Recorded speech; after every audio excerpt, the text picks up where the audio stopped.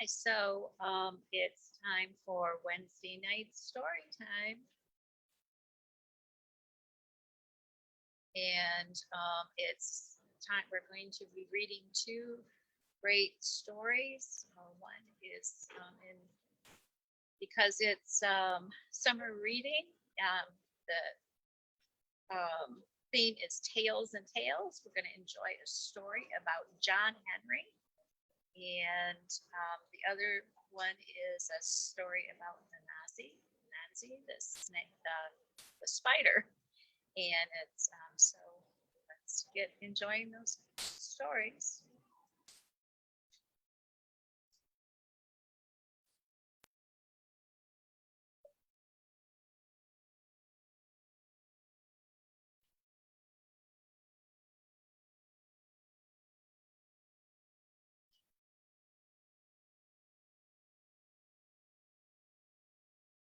So the first one is John Henry, and it's adapted by Stephen Prensky. Illustrations by Mark Ordroyd.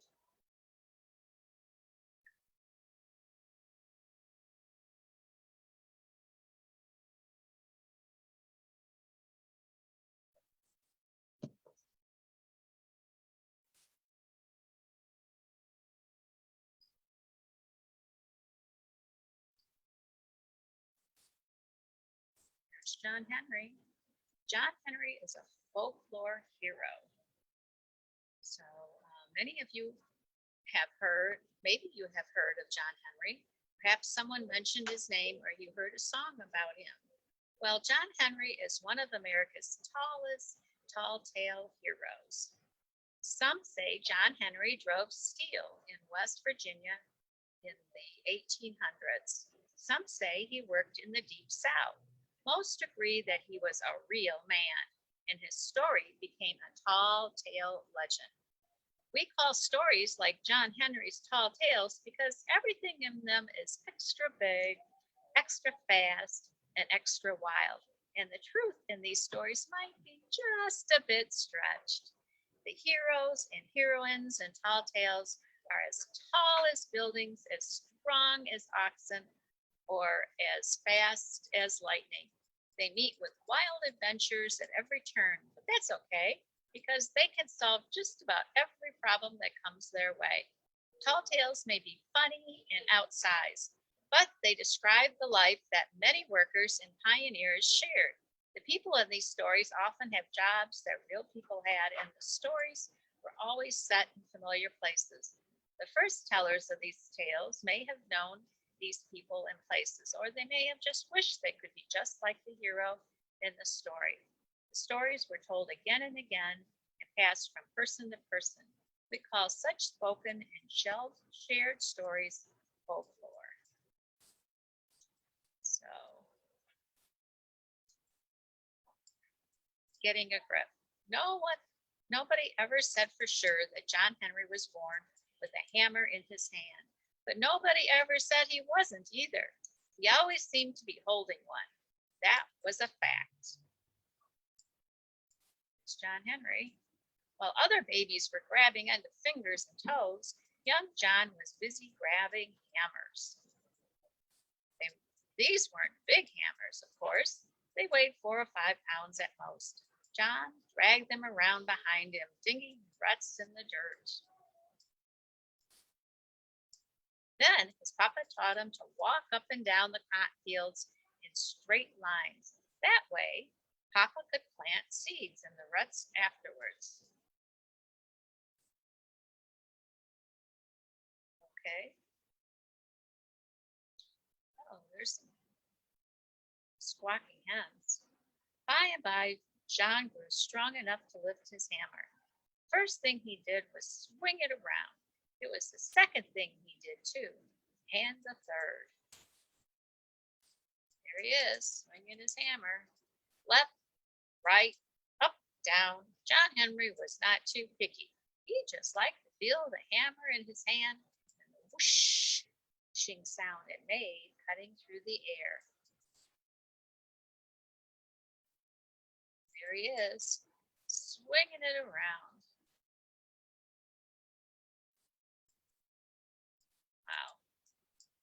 first, John didn't have much control. He'd swing the hammer this way and smash it into a chair. He'd swing the hammer that way and break a few dishes. After a while, his mama made John swing his hammer outside.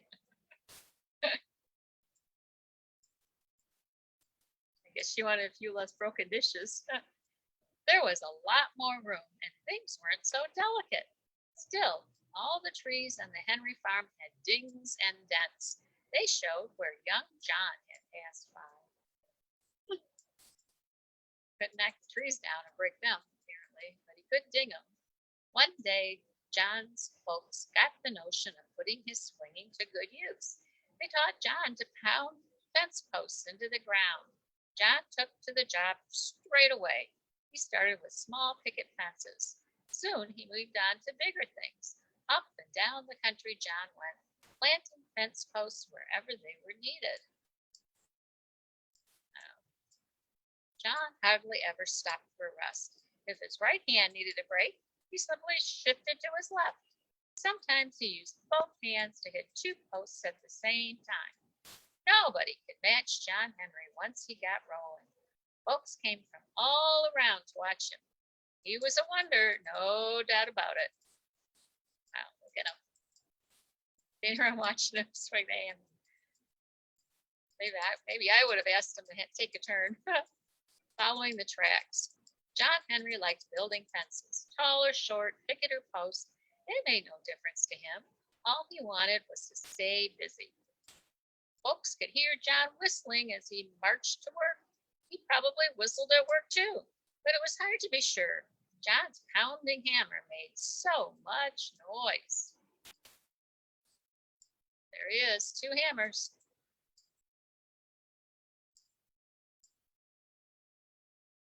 Ah, look at those people. Around this time, the railroad began to cut through the countryside. The railroad had to be built track by track. The railroad company was always looking for a strong man who could pound the hammer.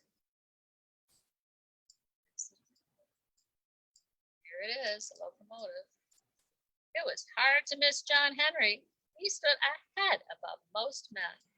Rocks slipped soft next to the muscles on his arms. Railroad's foreman was in charge of the workers. He had already hired some powerfully strong men.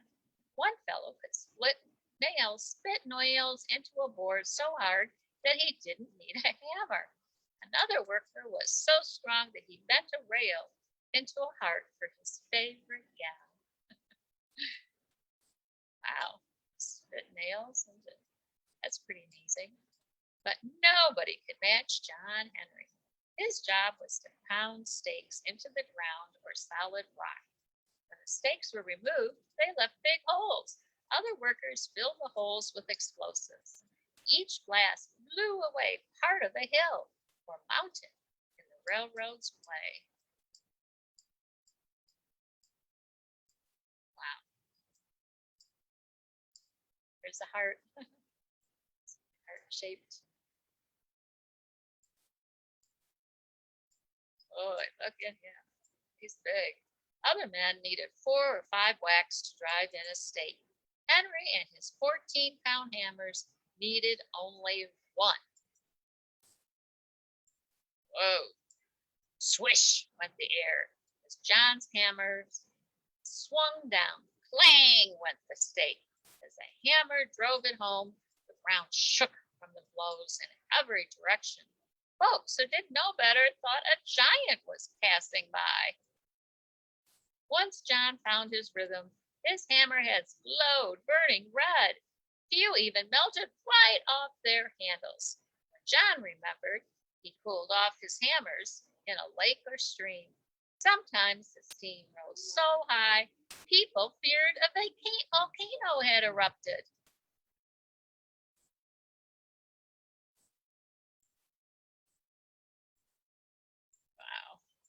There he is. John loved working for the railroad. He liked seeing the tracks grow across the country. Look at that.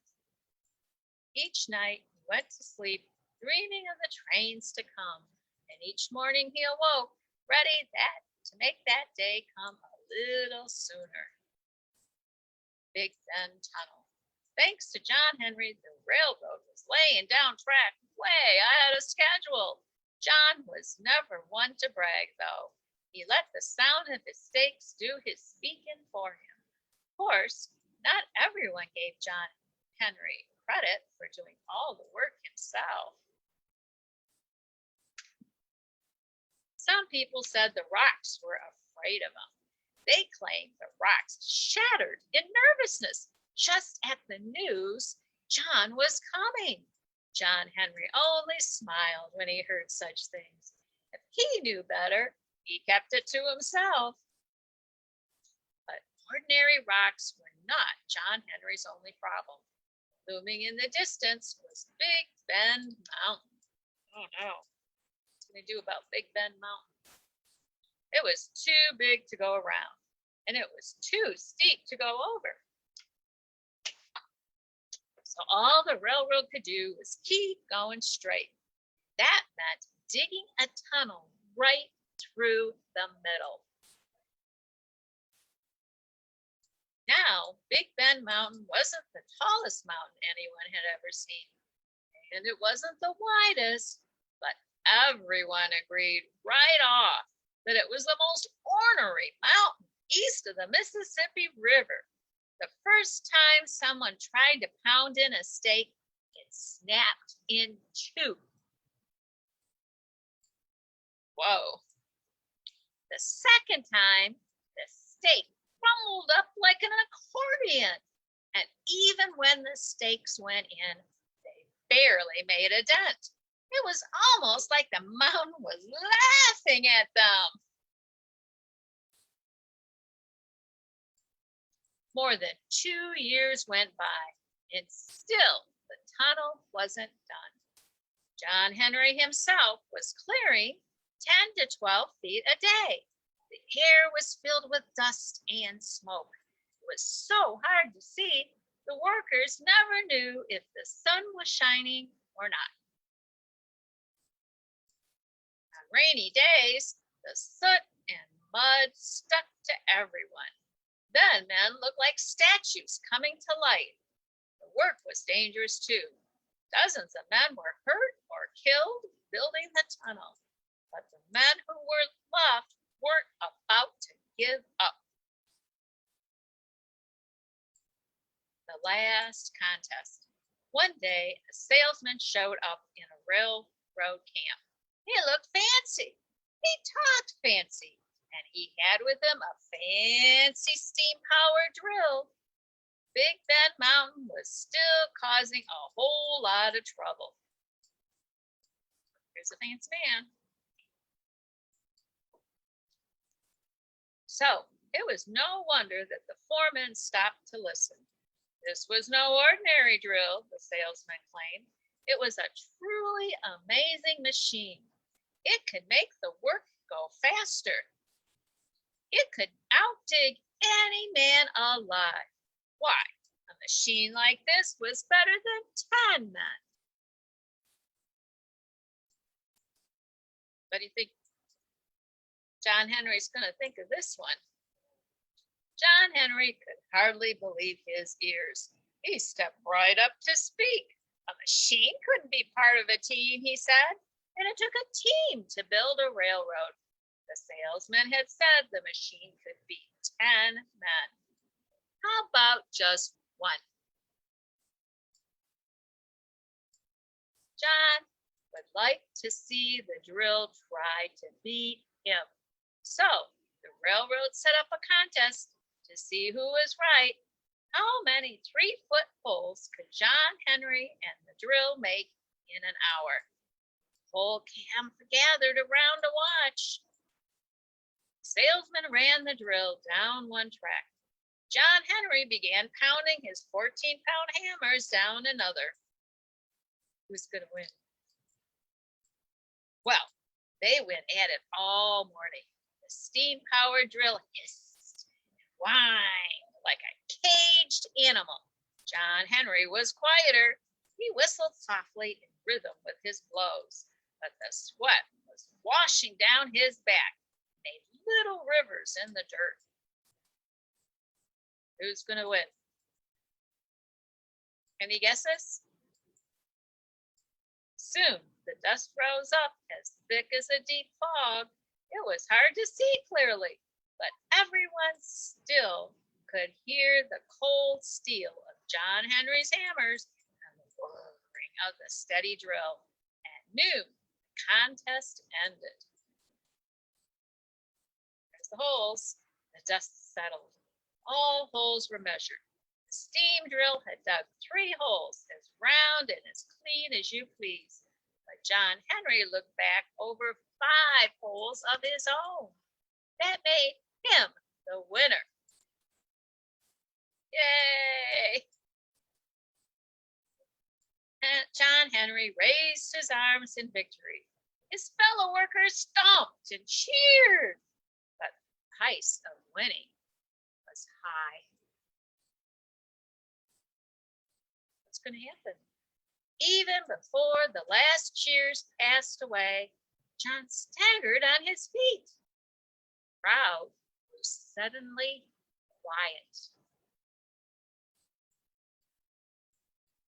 Here he is. John took one more step, then he fell to the ground. His hammers still gripped tight. Norman rushed right up, but there was nothing anyone could do.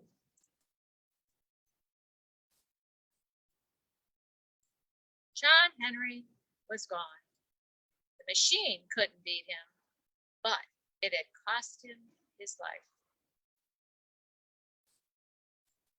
The Big Bend Tunnel has long been done, and the trains passing through it don't mark the spot where John Henry fell. But some folks say that if you listen hard at either end, you can still hear his hammers pounding away in the dark.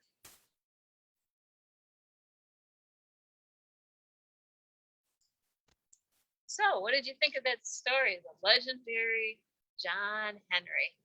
Sound like an amazing man. Head taller than most men. Boy, he was strong, even from a little kid, baby. What was the kind of sad at the end, though? You know, he won against that machine. It was supposed to be able to drill faster than 10 people, and he beat it just himself. It's called A Tall Tale. We have a book. The library has a book about John Henry if you want to read the story yourself. So we also have another story, and this one is also because of Juneteenth. So it's about Anansi, the spider, and it's called The Story Thief. So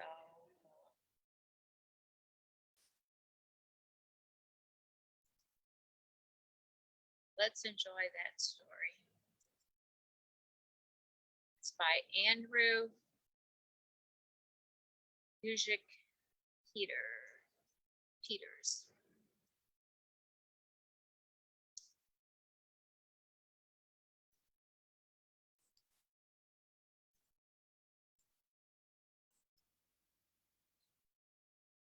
Niam, chapter 1. Niam, the sky god, lived in a huge room right on top of the clouds. He was the most bad-tempered god anyone had ever seen. When Niam had a tantrum, everyone on earth ran for cover. When he complained, the clouds rumbled. When he shouted, thunder nearly split people's eardrums. Sparks flew from his eyes as lightning, and when his big fat tears began to fall, the land soon became flooded. Niam had one possession, a treasure that always cheered him up. When he opened the big brass chest at the bottom of his bed, his growls and grumbles stopped, and a smile like the sun lit up his face, because inside that chest was a bag, and inside that bag were the words, dreams, and ideas that made up every story ever told. Niam would pull out a story and let its words soothe him to sleep. If he was bored, nothing was better than a good story. Stories helped him pass the time and filled his empty dreams at night. But what made him happiest was that every single one of the stories was his. Down on earth, people were bored. Their days were dull, and their nights were long and silent as they sat round their fires. Why? Because there were no tales to tell, no princess to fall in love with, no villains to outwit, no evil snakes to kill, no happy ever afters. Anansi, the cleverest of spiders, scuttled across the land on her 8 legs. Her silken webs hummed with the complaints of the people. Wherever she went, it was the same. If only we could have a good story to share, said one. Our minds are as empty as calabash shells, said another. No ideas or dreams or tales. We are like rivers run dry, said a third. Anansi decided that enough was enough. Although she could spin no yarn, she certainly could spin a web. So she did. The web she span grew to make a ladder up into the sky. The wind tried to tear her threads, but she wove even harder. The clouds tried to move them away. Clouds tried to move them away.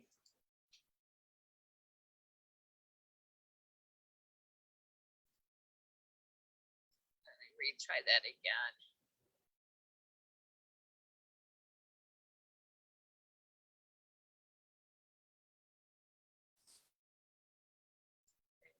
The clouds tried to move them away.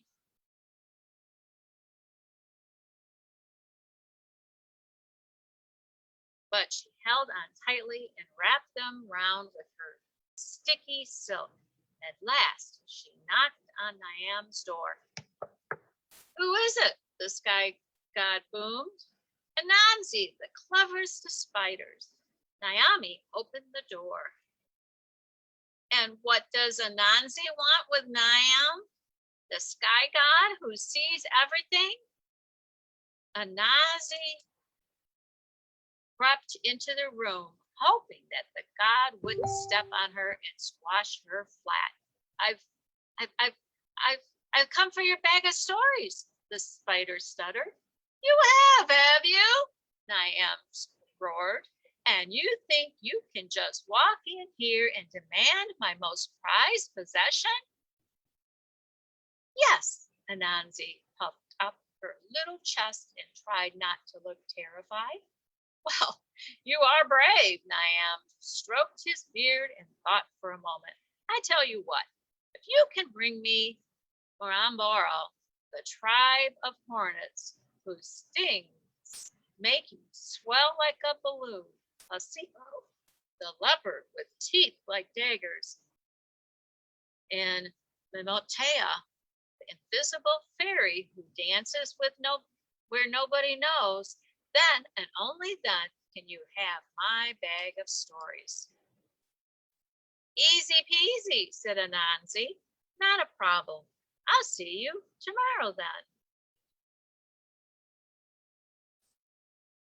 Niam burst out laughing as the spider hopped and skipped out of the room and down her silvery web. The tasks he had set were impossible. That stupid spider didn't stand a chance. Chapter 2. It is impossible, thought Anansi as she landed back on Earth. How can a little spider like me capture a whole tribe of hornets? But as she crunched her favorite snack, dead dried up fly, an idea came to her. Of course! Now I know what to do, she thought. Anansi grabbed her knapsack and searched far and wide until she came to a coconut tree. With her 8 legs, climbing the tree was no problem. She plucked a nice ripe coconut and carried it back to the ground. First, she carved a hole in one end with her sharp teeth. Then she drank the milk. Now all she needed was a plug. She found a cork tree and made a plug that fitted the hole perfectly. Nancy took the coconut to the nearest stream, filled it with water, and pushed it in the cork. Now it was time for action. Nancy managed, with a lot of huffing and puffing, to carry the heavy coconut up the tree, where the hornets had their hive. It was midday, and the insects were having a snooze as the hive swayed gently at the end of a branch. When Anansi was directly above the hive and hidden in the leaves, she pulled out the plug, took a deep breath, and poured the water on the hornet's nest. Within seconds, all the hornets flew out, buzzing angrily and ready to sting whoever had dared to attack them. Anansi wanted to run away.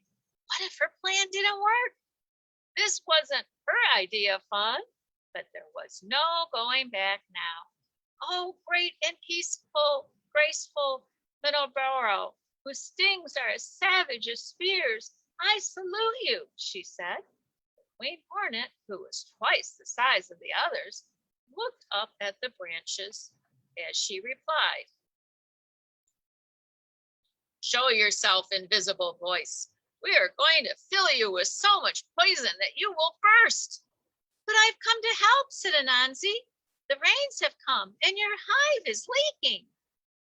That is true, said the queen. We were made wet, but why do you not show yourself?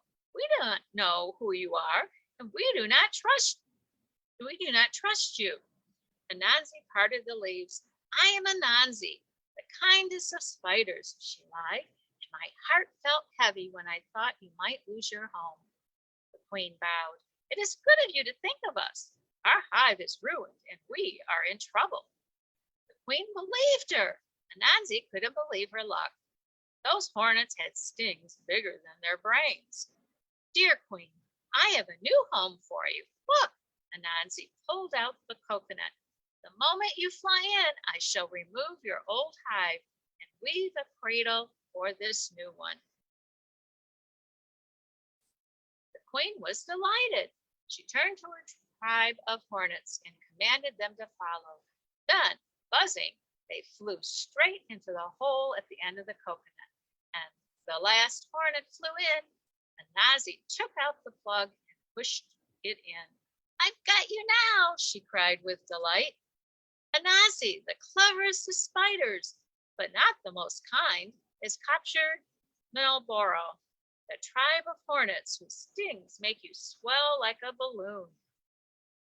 Then, with that, she tucked the buzzing coconut into her knapsack and set off to capture Asibo, the leopard.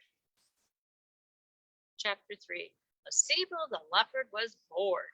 He tried counting his spots, but there was a bit just behind his head that he couldn't see. He flicked his tail at the endless, annoying flies, but they easily hovered out of the way. He fancied playing a game, but all the local game had been eaten by him. Most animals steered well clear of Asibo, except for Anansi, who walked straight up to the proud leopard. Good day to you, O mighty fanged Asibo. Asibo looked down at the little spider at his feet. There's not much that's good about it, but thanks for the compliment, Spider, he yawned, revealing a set of very sharp and blood-stained teeth. Nancy shivered. This was far worse than the hornets. I wonder if you would like to play a game with me? Play? The leopard's ears shot up. Play a game with you? What a dull idea. I can't think of anything less interesting to do. Asibo lifted one of his huge padded paws to scratch behind his ear. But it might be more fun than stomping on you, eh, Spider? Oh, yes, of course, agreed Anansi, glad that her life had been spared. The leopard rolled his eyes as if the whole thing was too much. but he was very excited. Go on then. What game shall we play? I'm all ears.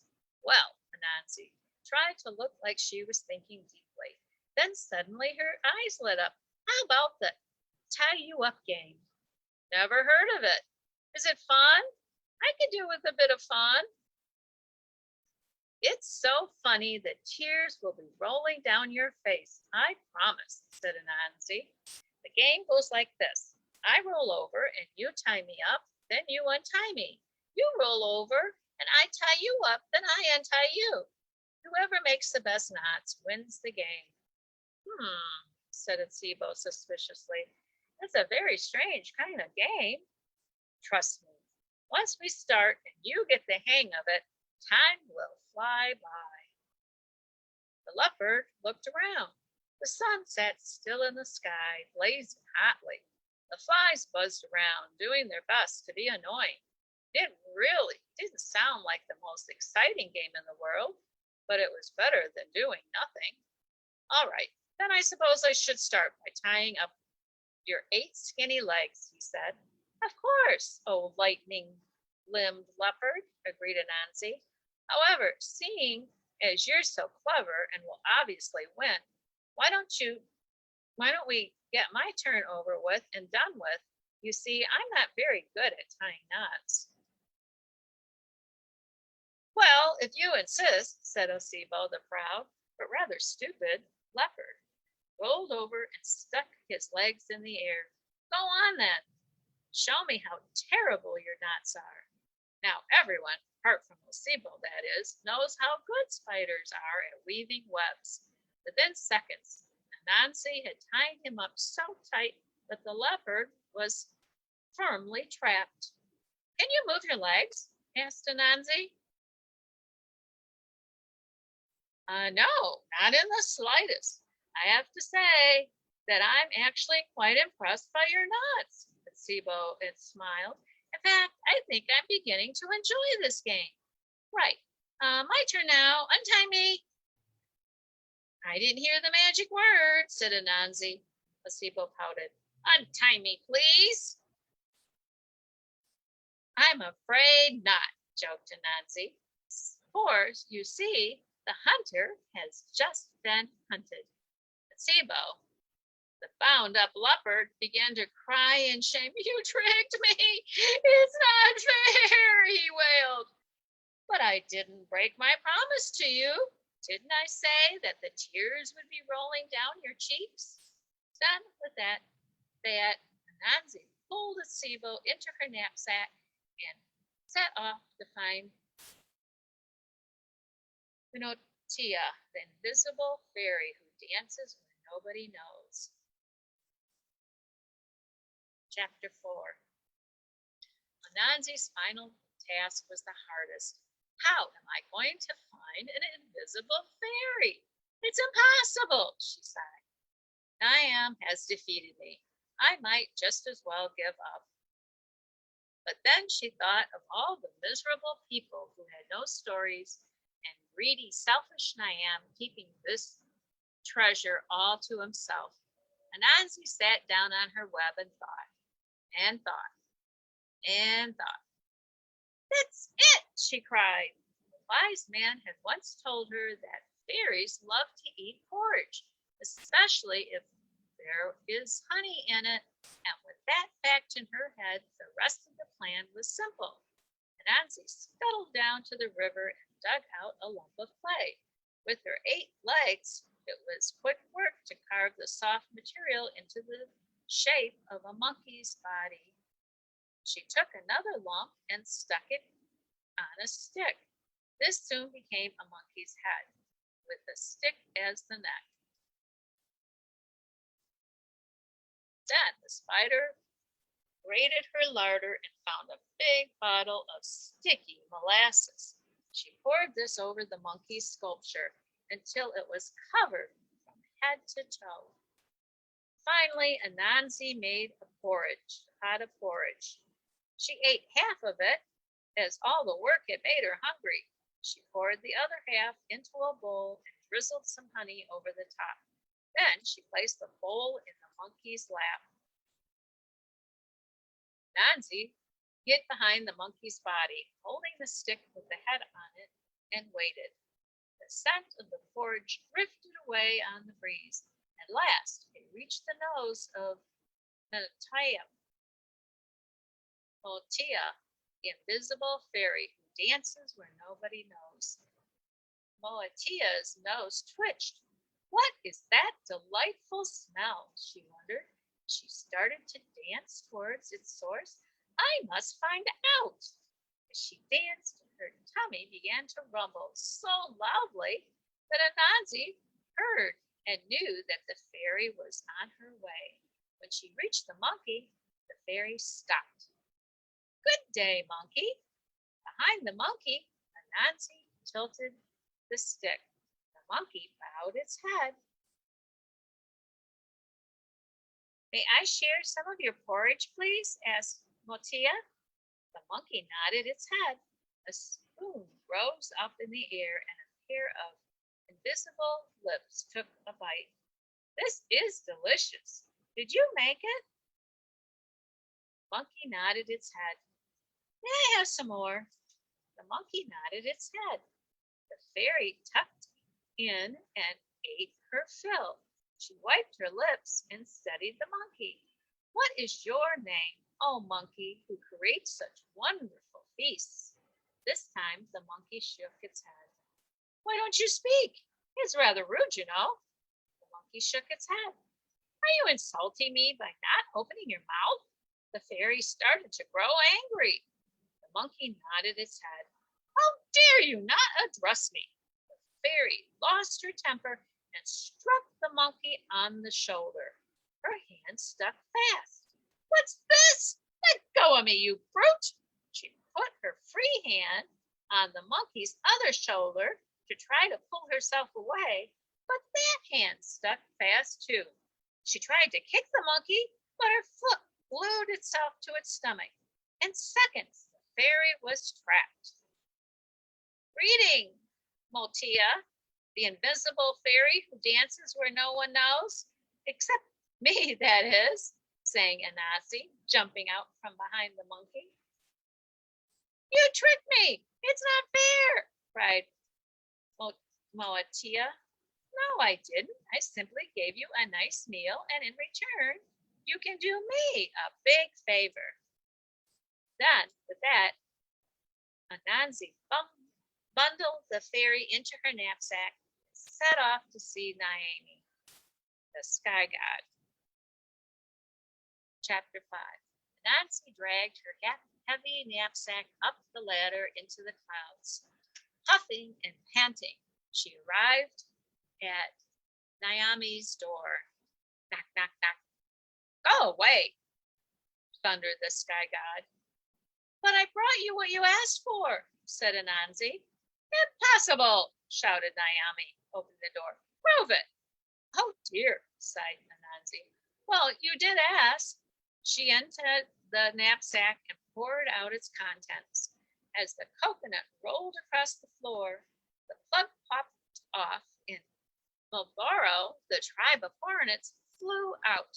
They were in a very bad mood indeed, especially since Anansi had told them it was Naomi who was to blame.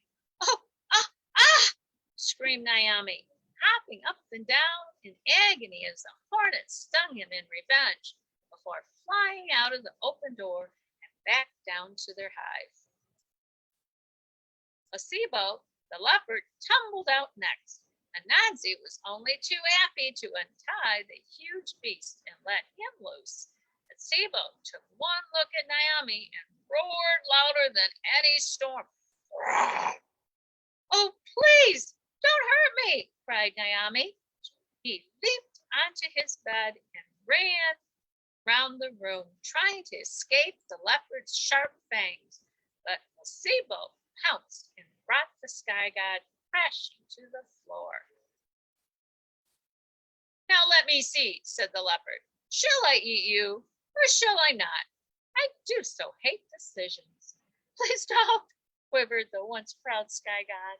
Well, you don't smell so good, and you're a little bit scrawny for my liking, so I suppose I'll let you go. Oh, thank you. Nice pussycat, whimpered Naomi. Mind you, if you call me a pussycat again, I might have to rip off your head, said Osebo. No, no, no, no, no. You are far greater than a pussycat, oh Prince of Perfection, said Naomi, desperate to be free. That's better, said Osebo. He flicked his tail at Naomi's face and stalked off to the door, took one look down and jumped Anansi's web, made the perfect slide. Whee! Shouted Osebo as he tumbled back to earth. He had finally found a game he enjoyed. There was one more thing you asked for, Naomi. Anansi tipped up the knapsack and out came Motia. My, you are a handsome sky god, said the fairy. Would you like to dance? Before Naomi could answer, something invisible grabbed both of his hands and danced him right out of his room. And to this day, they are still dancing, which is why the sky never looks the same and the clouds are always moving. Anansi smiled. She wove a slippery web onto the floor and slid the big brass chest over it towards the door. Then she gave it one huge shove. The chest fell through the clouds and landed with a crash on earth, smashing into tiny pieces. Stories of every color, shape, and size spilled out across the land, scary and sad, happy and hilarious, tales with twists and maidens with twisty hair, dragons and devils, angels, and all sorts of heroes, with every ending under the sun. They fluttered away and spread like seedlings. The people had been given the best gift of all and were never bored again, thanks to Anansi, the cleverest of spiders. Every story ever told, every story ever written down, every story came from the chest, even this one.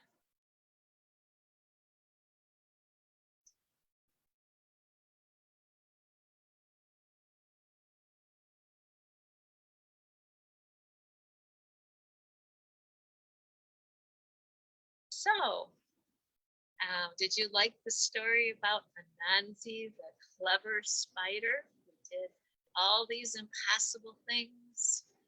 Did you enjoy the story of John Henry? Did you like that one better? I liked them both. I thought they're both really very fun stories. And